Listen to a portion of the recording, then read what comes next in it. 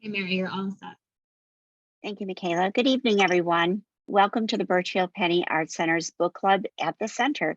My name is Mary Koza, and I'm so excited that you're joining us this evening for tonight's presentation of the book Rook, featuring an author we've met before, Stephen Eoannou.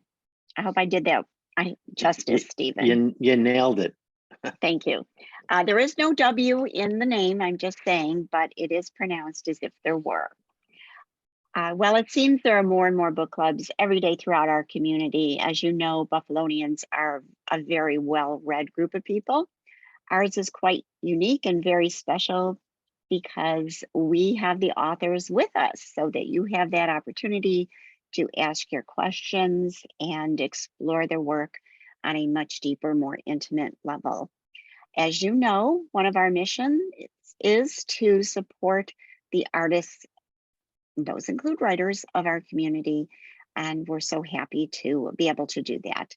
Since the book club started a number of years ago, we have welcomed over 80 authors, and I believe you know that it started as a docent initiative. This is our last totally digital virtual meeting. Next month, we will be again in the center, but don't worry, we'll also be online for those of you who enjoy this format.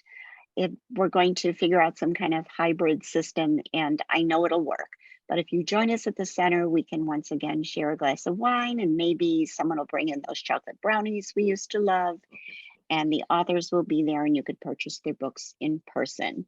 But we'll still Zoom in authors from all over the world. Before we begin, I'd like to turn things over to Michaela Moros, who will explain procedure for tonight's program. Michaela? Okay, so this evening, if you have any questions for Stephen, please use the Q&A section. And this is also being recorded, so if you can't stay for the whole event, I will be posting this to our website tomorrow. And if you're watching this on Facebook, use the comment section. I'll be looking at that too, and I will ask your questions here. Thank you. So I'll introduce our author. Steve is a first-generation Greek-American writer from Buffalo, New York. He graduated from SUNY at Buffalo with a BA in communications and went on to earn an MA in English from Miami University and an MFA in creative writing from Queen's University of Charlotte. His short story collection, Muscle Cars, that's the book that we featured last time around, another wonderful book, was a literary award program winner from San Francisco Writing Project. Swimming Naked from that collection was awarded an honor certificate from the Society of Children's Books, Writers and Illustrators. Slip Kid, also from Muscle Cars, was adapted for a screenplay and won the Best Short Screenplay Award at the 36 Stars Denver Film Festival. So you're quite an award winner, Steve. We're so happy that you're here with us tonight. Thank you. I'm glad to be here. His debut novel, Rook, is based on a true story of Nussbaum, a bank robber who led a double life. You'll get to know a little bit about him today, and whom Edgar Hoover once described as the most cunning fugitive alive. And you have a new book out, right, Steve? I do. It'll be out next year, October of 2023. It's called Yesteryear, and it's based on another Buffalo guy, a man named Franz Stryker. And he was the man who created the Lone Ranger and the Green Hornet. And the Lone Ranger actually premiered here in Buffalo on WEBR.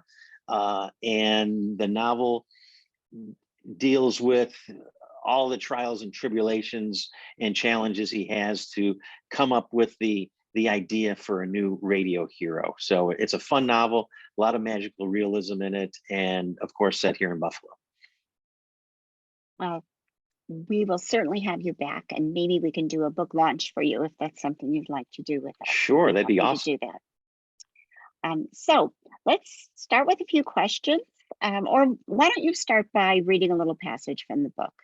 Okay, I'm just going to read the very opening, chapter 1, where we're introduced to Al and at least one part of his character and one part of his life, and that is as a bank robber. So this is chapter 1 of Rook. A gentle snow, the first that year, had begun to fall. Flakes landed on the windshield, each crystal distinct and plain to see before the wipers cleared the glass. Snow accumulated on the bare trees that line King's Highway, but melted as soon as it touched the sidewalk in front of the Lafayette National Bank. A police radio, one that Al had rigged to the station wagon's dash, crackled with the dispatcher's broken voice. The call was for a disturbance far from where he was parked, so he continued humming a nameless tune. His right hand rested on the 45 next to him. The wind picked up, and early morning holiday shoppers hunched to the snow. They pulled scarves tighter across throats and buried gloved hands deeper in overcoat pockets. They hurried in and out of stores, and Al wondered if his wife, Lolly, was Christmas shopping back home. He could see her walking down Buffalo's Main Street, pushing Allison, bundled in the pram, as she went from store to store. LL Burger, Hangerers, maybe stopping at Adam, Meldrum, and Anderson's to watch mechanical elves, twirling skaters, and waltzing Victorian couples in the front window. She loved those displays, and they had been going every Christmas since high school to look at them.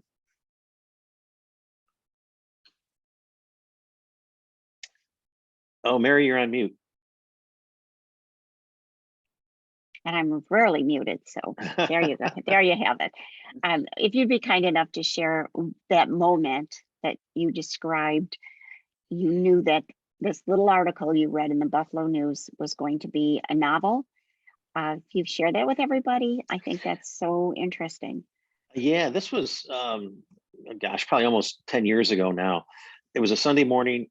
I had the Buffalo News. I was staying in my kitchen, and I saw the headline of an article, and it was this strange, true tale of a Buffalo bank robber turned crime novelist. And they probably almost had me at the headline. Charity Vogel was the writer from the News, and she wrote that article.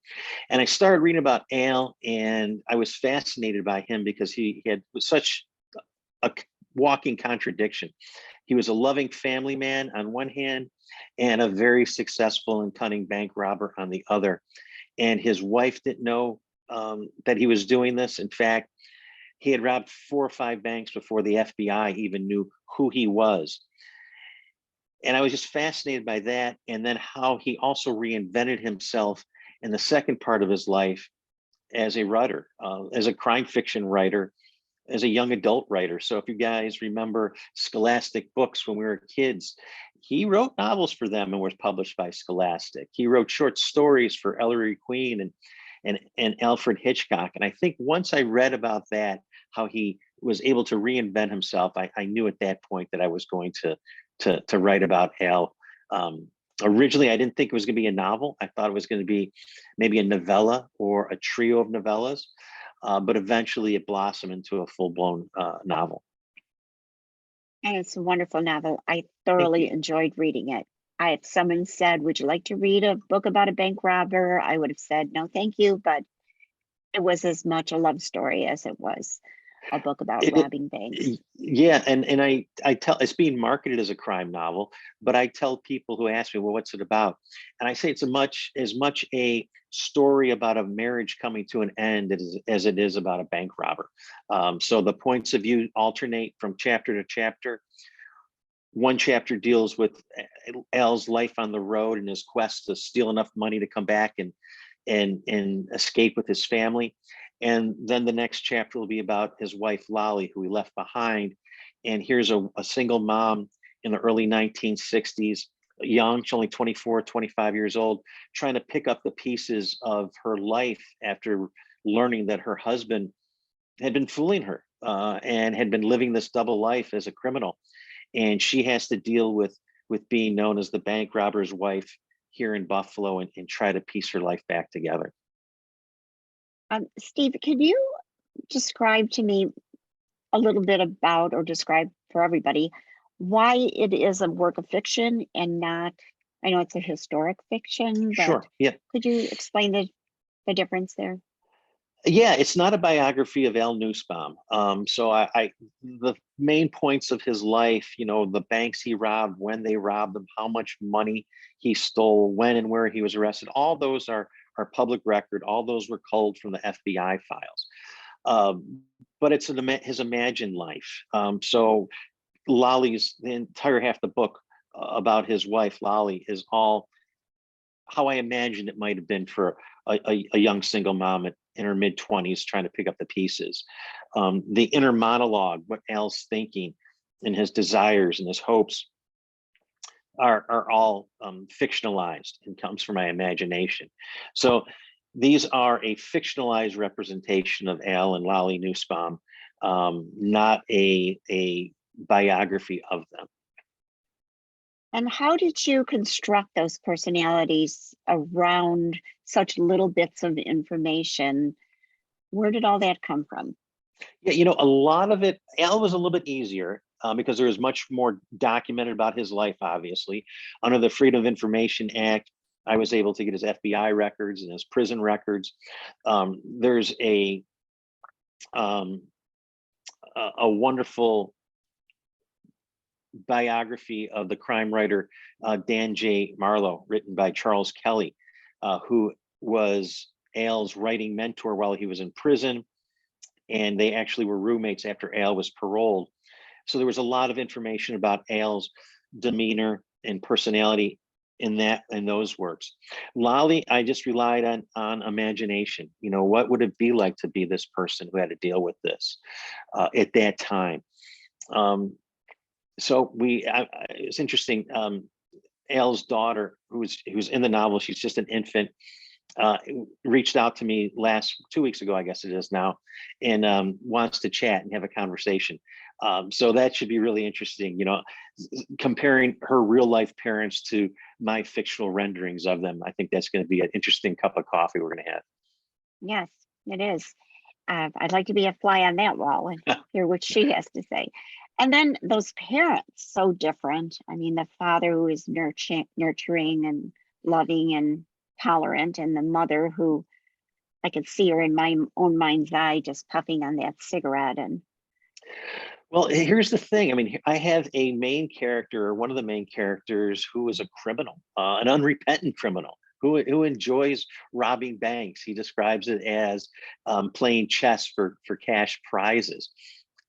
As an author, I need to make him likable. I need to, even though he's a criminal, I want you rooting for him to some extent, and keep turning the pages. So there has to be a bad guy. He has to have an antagonist. And for better or worse, it was his mother-in-law. And I focused on her, not to have a spoiler, but she was the one that tipped off the FBI that Al was back in town to get his wife and daughter. And so she became like the natural villain to have. And that was authentic. The fact that she tipped off the FBI, absolutely. The fact that she was so mean and hard on Al, that was the rendering of my own imagination. In fact, after Al was arrested, he had become kind of like the local neighborhood hero, right? And there was a lot of backlash against his mother-in-law for calling the FBI. And he said in a letter, tell those Bailey Avenue boys to leave my mother alone. She did the right thing. So Al was very aware of who and what he was, and that his mother-in-law did whatever a good mother would if her daughter was going to run away with a wanted criminal on the FBI's most wanted list. Well, Allison will tell you what that mother-in-law, her grandmother, really was like, I'm sure. She's probably the sweetest lady, and I made her the villain. Well, you're going to find out. I hope you'll share it with us when you do. Yep. I want to talk a little bit about Lolly, who seemed very sweet and dear, and was faced with no good choices. And she had to make one, and she made the one that would protect the things she cherished most, which was her daughter. That's so right. Could you talk a little bit about Lolly and how you Lolly, passed away. So I never had a chance to ask if I could talk to her about Al in that period of her life. So it's all really just my imagination. And here's a woman who obviously loved her husband, obviously loved her daughter. Starting out in life, they weren't only married a few years, imagining the life they would have, and to have that all taken away in an instant. Her whole life was upended. Everything that she believed in, she had to question, including her husband's love. So I try to put myself in that mindset and imagine how I would deal with it. And when the pressure came, when her mother, tipped off the FBI that Al was coming back for her, she had made plans to meet Al in front of the Statler Hilton, and she was going to be there with her baby. And under pressure from her mom and the FBI, she told the FBI what the plan was. And so she was waiting for Al in front of the Statler. And Al had this great plan. In case she was being followed, she was going to go to the central terminal, change cabs, go to another place, change cabs, and then go to the Statler Hilton, where she would be waiting with Allison, her baby. And she was waiting there, but so were 30 FBI agents and 30 FBI cars. And Al still managed to get away, because you got to remember, at this point, Al had been on the run for almost a year. It was like 11 months, and he continued robbing banks during that time, and the FBI couldn't catch him. And even with 30 FBI agents waiting for him at the Statler, he still managed to get away. They had a high-speed chase through the city of Buffalo, and they finally caught up with him at unmasked and arrested him there.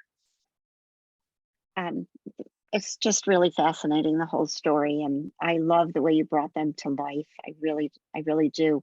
I like to talk about Al's partner, Bobby, I believe his name was. Bobby Wilcoxson, yeah. They had met in Chillicothe Penitentiary as prisoners, and Bobby was a scary man. He was a psychopath. He was missing an eye, which made him look scary. He acted scary. And Al was drawn to him because he thought that he could control him like a chess player, because Al was an avid chess player, like a chess piece. That's the name Rook. Thus, yeah, Rook from his chess playing days, as well as the term rook, like to swindle or fool, because he rooked his wife. He rooked Lolly because he had fooled her about his life and their marriage. But he met Bobby in Chillicothe, and they hit it off. And one day, sitting on the bleachers out in the yard, Al laid out his plans about how he wanted to rob banks and use that money to seed other things like illegal gun trafficking. And he needed somebody like Bobby to do the work, the heavy lifting. And they set out after they were released. Bobby lived here in Buffalo, and they began planning their bank robbing spree. And it started with robbing a bank here in Buffalo, one of the M&T branches. One of the M&T branches, huh? Yep. And then they robbed banks in DC and Rochester, New York, Washington, DC, up and down the eastern seaboard. And no one knew who these guys were. Al would plan these jobs meticulously. He would sit out in his car and communicate with a walkie-talkie and watch the street. And like I said, it was chess for cash prizes in his mind. But things all went wrong. That opening passage I read in Brooklyn when they robbed that Lafayette National Bank, because that's when Bobby killed a bank guard and shot a New York City police officer. And after that, there was an intensive effort from the FBI to find out who these guys were. They were able to find out who they were, and they went right to the top of the most wanted list. 1 million wanted posters were printed and distributed. Al's wanted posters throughout the country. Interpol was notified. There was a $10,000 reward issued from Reader's Digest, and they had to go on the run. Al would change their appearance, dyeing his hair, listen his shoes, grew a mustache, ground out the tattoo on his arm. And they robbed banks on the run. They robbed 3 or 4 more banks, and the FBI knew who they were. They just couldn't catch them. Well, he was very, as you said, meticulous and smart. But Bobby, not so much. And was that a true story about how they were at odds with one another in the end?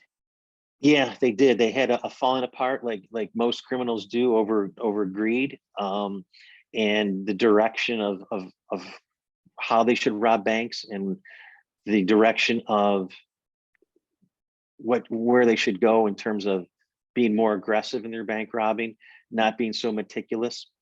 So there was a falling out. And you know, Bobby, when he was also arrested, he was in and out of prison, and he ended up dying in prison. He was on death row, I believe, but he passed away before he was executed. And then how about that saucy little girlfriend of his? Is that a figment of your imagination? No, that was true. Bobby's girlfriend, she was only 18 or 19 years old when she got with Bobby, who was 10 years older and a criminal. And she was arrested as well. She was along for the ride, and the judge was very lenient on her. And because of her age, you know, he put her on probation. She never served time, and she kind of disappeared from the public view. And as far as I know, she led a very quiet and law-abiding life after the arrest of Bobby and Al. I don't know if she ever told her kids and grandkids about her adventure, but she certainly was there with Bobby till the end. Wow.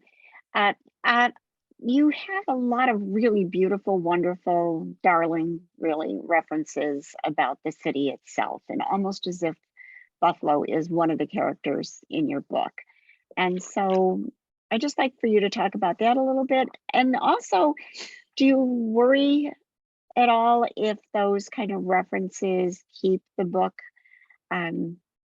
more of local interest? Or I know I think there's enough there that it's a place that anybody could really understand and appreciate and kind of get to know our city a little bit. Yeah, you're absolutely right. You know, Buffalo is emerging as a continued setting, and acts as a character in my work. It really started with muscle cars. Even the stories where I don't mention that it's Buffalo, if you read the stories and you're from here, you know Forest Lawn Cemetery, you know Volker's Bowling Alley, you know Elmwood Avenue. And that continued with Al. And I think somewhere along the line, I just realized that as a writer, I really love this place. I love it as a writer. I love it as a resident. And I love it because of my family histories here. There's so much city history here, so much great architecture that's still standing that I can go and visit, that this is going to be what I write about. Kind of like how William Kennedy staked out Albany, New York as his territory, as his turf. And he won the Pulitzer. So I think smaller towns like Buffalo and Albany can certainly play on the national scene and the national stage in the book world. In fact, I'm betting on it. But yeah, I'm going to be. This is how my career is going to play out. Whether or not I get to that national stage, or if I just stay a local and regional author. But Buffalo, I think, is going to be the thread that links all my works together. And so let's talk about the Lafayette house that Lolly wanted so desperately and dreamed of. I meant to check that address and I never had an opportunity to do that. Is that a real house? Or were you describing a real place? That was the real place. That was I lived there for 20 years and just moved a couple years ago to a smaller house so on the it's Lower your West house. Side. So it was my house. It was it's where we raised our kids. The descriptions were at least they were like that when I sold it. But yeah, we were lucky. We were the only, and that's what's great about Buffalo. The house was built in 1915, but we were the third family that lived there. So all the natural woodwork was untouched. The leaded glass was all there. We had a Jewett refrigerator in the pantry, and I ran into the new owners at a graduation party a couple of weeks ago, and they said they're determined to get the Jewett up and running, which we never attempted. So yeah, that is a description of my old house on Lafayette. It's a house full of a lot of good memories and beautiful architecture, and so it just seemed like, who wouldn't want a house like that? So I made that Lolly's goal. Again, Well, figment of my imagination. you described it lovingly, but now I'm wondering, was there a safe there? I can't say. I can't say. Oh, okay. I'll take that as a yes. So what high school did Lolly and Elle attend? I East don't High School. remember. So they East went High to School. East High because they were Yep. from the East Side. And was that bookstore a real bookstore that her friend owned? And No, again, that was a figment of my imagination. I was thinking about the old North Park Library on Hurdle in Delaware, which is now the Italian American Cultural Center. right. Yep, I was thinking of that building because I always loved that building. I always thought that'd be a great place to have a bookstore if there was parking. So that was kind of my wishing it was my bookstore, I guess. Oh, so you allowed them to spend time there. Yep. And again, there's an example of how, here's a story based on true people and true events, but here's the author working in, things he knows, his own home, the place he coveted for a bookstore. It's the meeting of the fictional world and the real life events that make a novel. Well, you did it seamlessly. It was really a beautiful book. So I'm wondering, Michaela, do any of our guests have questions? No questions right now, but if anyone does, please use the Q&A and I'll ask them on your behalf.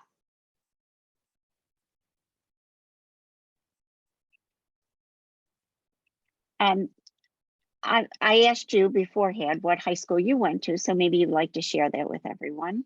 Yeah, I grew up in Kenmore, so I did the circuit, Lindbergh Elementary, Kenmore Junior High School, and then I graduated from Kenmore West, part of the class of 1981, which is hard for me to believe.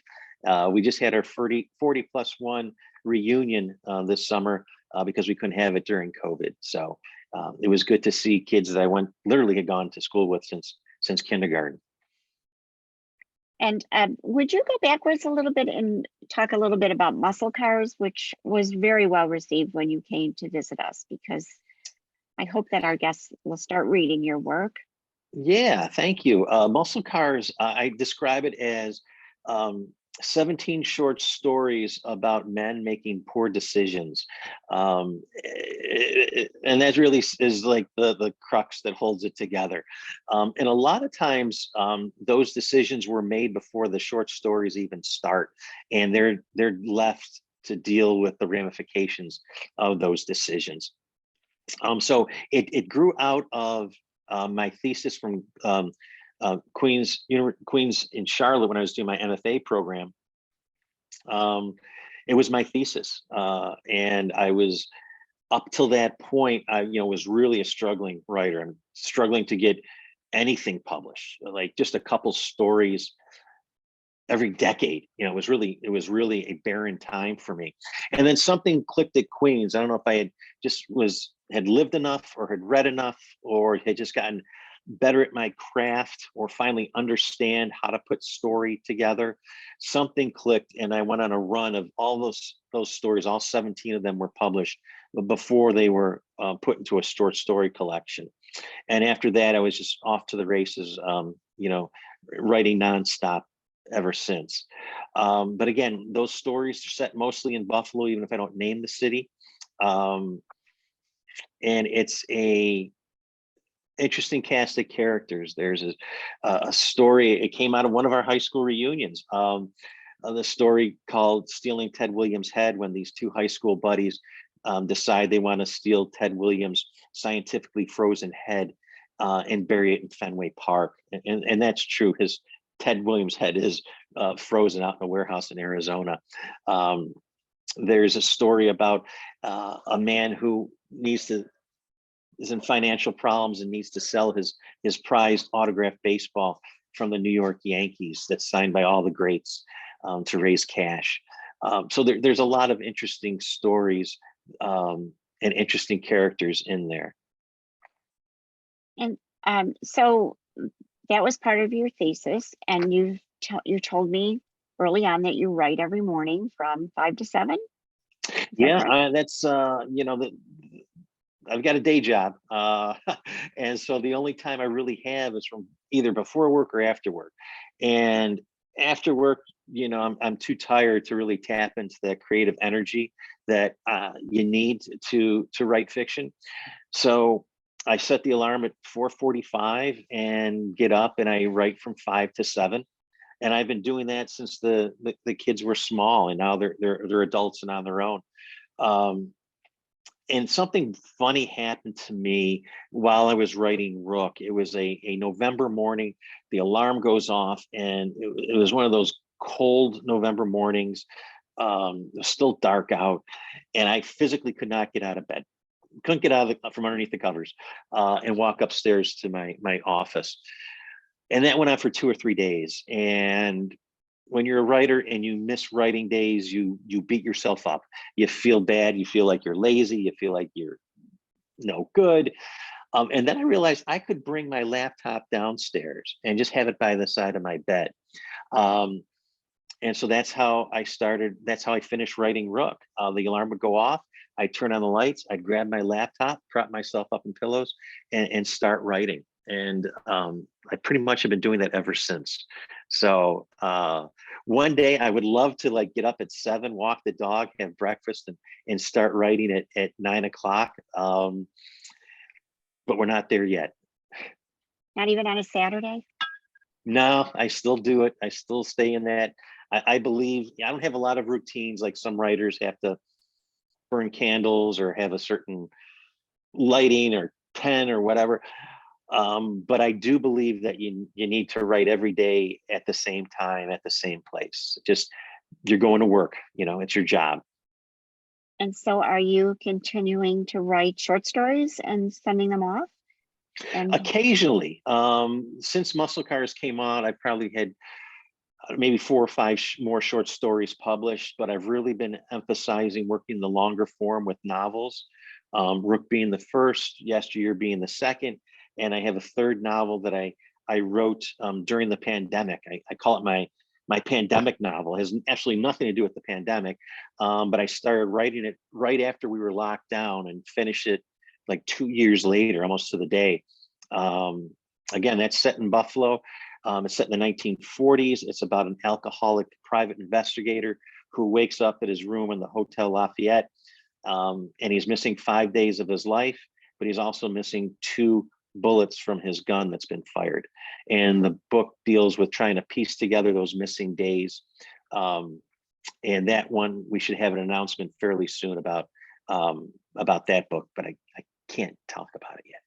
okay, I won't ask any questions, but I will look for it. And I am following you on Amazon, so maybe I'll get a little announcement. I'm sorry, Michaela. So that one you just described, is that your new one coming out next year? No, Yesteryear's coming out in 2023. That's about Fran Stryker, the creator of The Lone Ranger, and the book called After Pearl, because it's set after Pearl Harbor, is going to come out in 2025 sometime. Okay. One of our participants wants you to talk more about your new book coming out next year. Yesteryear, yeah, it's a fun book. It's a little bit different than Muscle Cars and Rook in that there's elements of magical realism in it. I was really kind of thinking or had in mind The Natural by Malamud, who is the movie version was filmed here, as everybody knows, and Shoeless Joe by W.P. Kinsella, which became Field of Dreams. So that magical element aiding Fran Stryker to create this iconic pop icon, pop character in the Lone Ranger. So it has those elements to it that's missing from the previous works. It's also a funny book.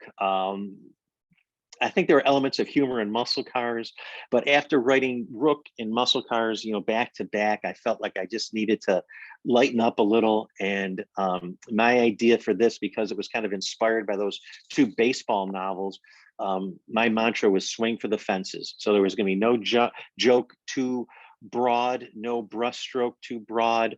We're just going to throw it all in there and see what works and what's funny. And it was fun to write, and hopefully it'll be fun to read. And it's based on, who is publishing that book? That's coming up by the same publisher as Muscle Cars, SFWP. Okay.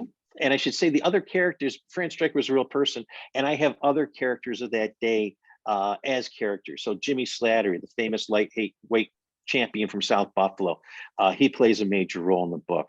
FDR was the president-elect. He has a cameo appearance. Stephen Magdiano, the mafia boss, is prevalent in the book, which might bode poorly for me. But yeah, so I incorporated not only the city, but also people that populated it during that time, and fictionalized those characters. One of our participants says she took TV writing lessons from Fran Stryker and said he's an interesting man. Yeah, he was doing a lot of teaching, I think, at the YMCA and then at the University of Buffalo, and when he passed away in his early 60s, he hadn't had a chance to write his autobiography, but I thought that would be fascinating if he did have his chance. For yesteryear, we're lucky. I was lucky that the University of Buffalo, all his papers were donated to UB. So I was able to go there and hold his script with white gloves on, hold his scripts of the Lone Ranger, and see all his papers and letters and memorabilia that I drew on. So researching that was much more fun than Rook, which was staring at old microfiche newspaper articles. That was fun, going out to UB and looking at all those great artifacts. So that's really cool that there's still people out there that remember Fran and took classes with him. I have a question for you. You mentioned for your new book, you have a mantra that you had to get you through the book. Do you usually set one for each book that you write? No, I don't know. I think maybe because, I don't know. I think I started writing right when I was having a hard time placing Rook with a publisher. And I thought, man, let's just swing for the fences. Let's just go for it and really just write outrageously long sentences that circle back on themselves and are funny and use lists and comic characters. And you know what, if we're going to go down and we're not going to be published, let's go down swinging.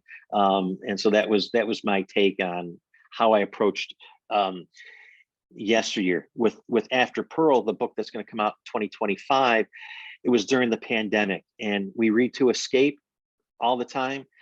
I wrote to escape. I was living alone. My kids were all grown. I'm in a big house on Lafayette.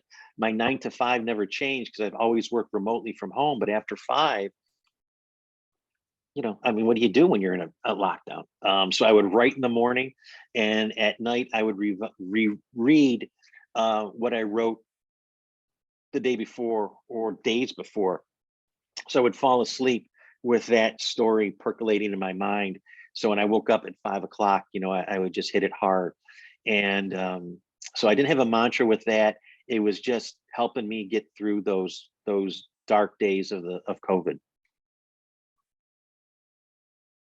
I'd like to circle back to our friends, Al and Lally. And I love first of all, did that last bank robbery really occur? The one it was, I liked Al up to that moment because I thought that was pretty a pretty nasty thing that he did. I mean, I know, So that he wanted the money.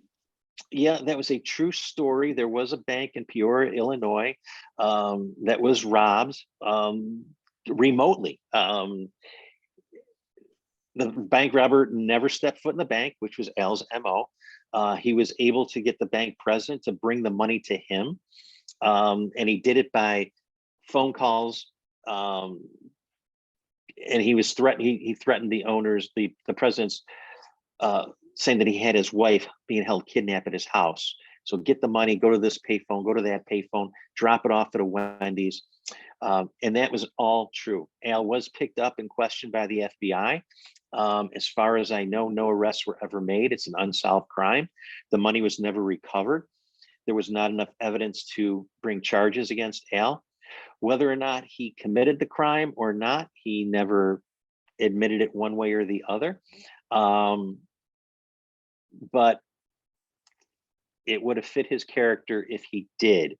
It's interesting that you had that take, because a lot of folks, a few people that came up to me have said, we were really rooting for Al, and we were sad that he got arrested, which is a compliment to the book, right? That I got you cheering for a notorious bank robber. But they found that epilogue, that last bit, they said, okay, he really did have the last laugh. So it's interesting how different people have been commenting on that last piece. That's interesting. I thought that was just cruel, a cruel thing to do. And I couldn't quite forgive him for that. And did he send those cards to Lolly forever? The birthday and the Christmas cards? No, that was me imagining if I was Al, what I would have done. When I talked, she went on with her. She went on with her life. She did. She got an annulment while Al was in prison. She remarried. She had more children, and I think she was a seamstress here in town. So she ended up having the life she wanted, just with a different husband. Well, I'm happy for her because she went through a lot. That poor thing. She did at a young age. Yes. Mm-hmm. Well, I'm really, I hope you get back to us once you meet Allison and. Yeah, I'm looking forward to that conversation. Pieces together, put those missing pieces together and complete the puzzle fully. Yep. And I thank you for just a great book. Thank you. Thank you for having me. Thank you for being supportive of my work and for being supportive of local authors. We truly talk about it and we're appreciative of it. And we're always comparing notes, who will have a local author. So the Birchfield's right at the top of our list. Well, good. And we, as I said, it's part of our mission. And guess what? We love having you all. And I've really enjoyed your books and meeting you. So thank you, Steve. It's been a great evening. Yeah, thank you so much. And just a reminder, thank you, Michaela, for all your help this evening. Just a reminder, next month, it's September 1st. We will absolutely be in the museum. And the book is another author we've seen before, Brian Kastner. Stampede Gold and Disaster in the Klondike is the name of the book. Totally different from the last book we read. He's a great writer, if I can just jump in. And he actually goes out and lives what he writes about. So it's going to be a fun night at the Birchfield. Well, maybe you'll join us. Yep, I'd love to. Okay. So thank you again, Steve. On Zoom too. Yes. Yes. And so thank you everybody for joining us. And don't forget September 1st, another book, another month, another book. And everybody have a great evening. Thank you, Michaela. Good night. Good night, everyone. Good night, everyone.